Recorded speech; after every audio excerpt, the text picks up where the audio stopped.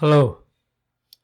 I want to make this video as a continuation of a particular aspect of the discussion that I had with Rollo recently.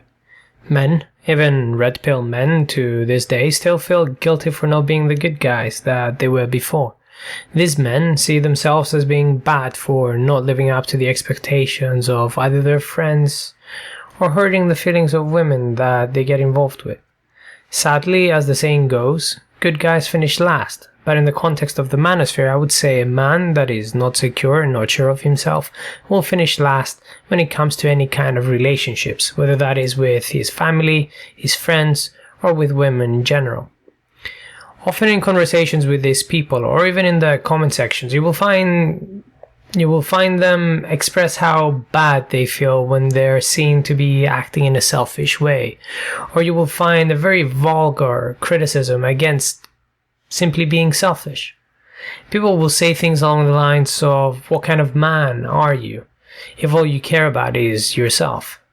And these kind of people, though advertising themselves as understanding the red pill, they're missing a big point from it. There is a distinct difficulty with taking this particular red pill. It teaches you the values that you held so dear. The people that you used to describe as assholes are perhaps the ones that get more appreciation from the opposite sex. If you don't care about that, it seems to teach you that the guys who were really nice to women all the time, such as yourself, were simply white knights or pussy beggars, blue pillars, whatever you might call them. Therefore, the last thing that people hold on to is this ability of still being a good guy, this false belief of wanting to be a good guy. But a good guy to whom? If people are weighing you down, why not first prioritize yourself, and then, if you have the strength, see if you want to perhaps provide for the people closest to you. When one takes the red pill, it creates a huge paradigm shift in how he perceives reality. The pieces start to fall where they may, and reality starts to make a bit less sense. The values that a man held so dear start to feel fake and man-made. He then starts to re-examine his past relationships, his current relationships, and starts to see clearly the reality for men and women on a society scale. This creates an inner conflict within a man. Until that new reality takes hold and one he accepts clearly, that man will suffer with cognitive dissonance. Cognitive dissonance should not last very long, but the question is, how dearly do you want to hold on to the previous ideals that you had about men and women, about what a man should and should not do, and how ready are you to accept this new reality? When the new reality sets in, you realize that the opinion of others and the roles that you had to play before, the nice guy, the good son to your mother who wants to call you 5 times a day, the good friend who would see to everyone else's needs but his own, the man who would try to not create conflict with anyone who keeps pushing him into a corner, is basically no longer you. Commonly I hear from people that they do not want to be assholes to women, assuming of course that rejecting a woman makes you an asshole, or that in order to get a woman you have to be an asshole, and they simply don't want to be that person.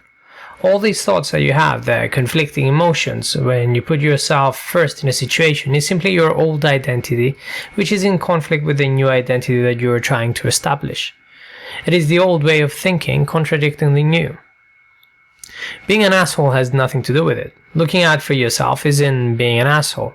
Aren't the people who want you to put your needs second to their own the real assholes here? The reality is, people will have opinions about anything that you do. People will continuously judge you about the actions that you're willing to take and about the trajectory that you want your life to follow. But all these people do not care about you. I mean, in appearance they do, but in reality they don't. Most of those people will simply disagree with your actions purely out of self-interest.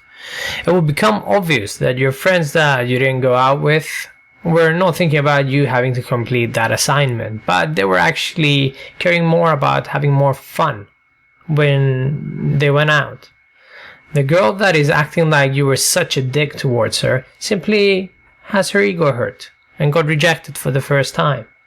Your parents simply needed their daily dose of sun time and forgot you got a life that is independent of this. Being red pill aware and prioritizing yourself must put you in charge of all interactions. You might think that means that you're going to become the person that everyone hates, but they don't hate you because of it. They hate the fact that they're not able to extract as much utility from you as they used to. The reality is that every human being is selfish, man, woman, blue or red pill.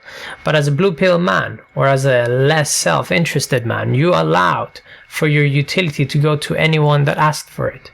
And that's because you used to think that was the right thing to do, or because someone else told you that men needed to be a bit more sacrificing than everyone else. Becoming what you're scared of, the asshole in your head, is nothing more than a man who needs to look after his own well-being, because he understands that no one else will. You need to understand and know that you need to take care of yourself and prioritize yourself before anyone else. It should come as no surprise to you that when you view men like this as assholes for not being the sacrificial lambs in the altar of male disposability, you're simply romanticizing a purpose for the time that you lose, the health that you're not taking that good care of, and the relationships with people who come and go and possibly may mean nothing to you in the long run. In reality, what a man needs to understand is that you can only offer to others if you take care of yourself first. If you can't even take care of yourself, you can't take care of anyone else.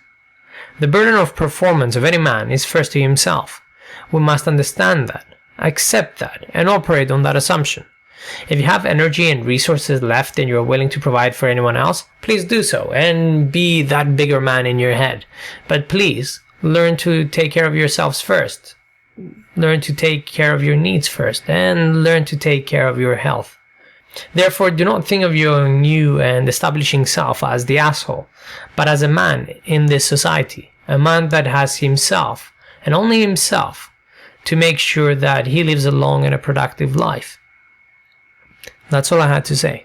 Thank you very much for listening.